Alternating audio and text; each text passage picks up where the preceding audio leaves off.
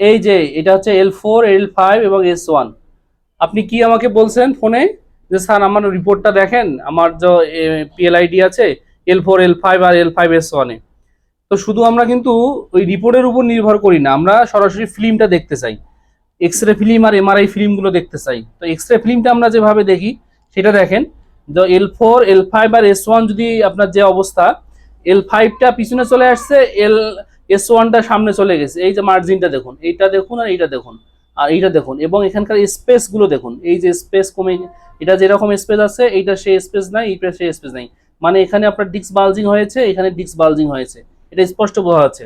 তাহলে আপনার সমস্যা কি ছিল? কোমরে ব্যথা ছিল, কোমরে ব্যথা থেকে এই যে গ্লুটিয়াল হয়ে আপনার পায়ের দিকে আসতো, ডান পায়ের দিকে আসতো, ভালোভাবে বসতে পারেন না, বেশিক্ষণ হাঁটতে পারেন না, পা ঝিঝি করে, অবশ অবশ করে, তাই তো? আচ্ছা, এর পাশাপাশি কি হইতো?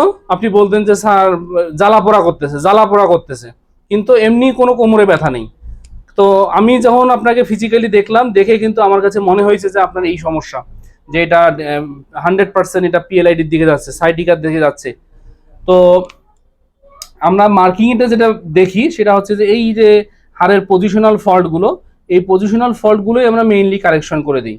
এটা যদি কারেকশন করা যায় তাহলে কিন্তু আপনার ডিস্কটা পূর্বের অবস্থায় যাওয়ার মতো একটা পরিবেশ পাবে, এখানে একটা স্পেস আসবে, এটা যেরকম স্পেস আছে এইরকম স্পেস আসবে, গ্যাপটা পূরণ হয়ে যাবে। এটা যদি কারেকশন হয় তাহলে কিন্তু আপনার ব্যথাটা কমে যাবে, আর ব্যথা থাকবে না। ঠিক আছে?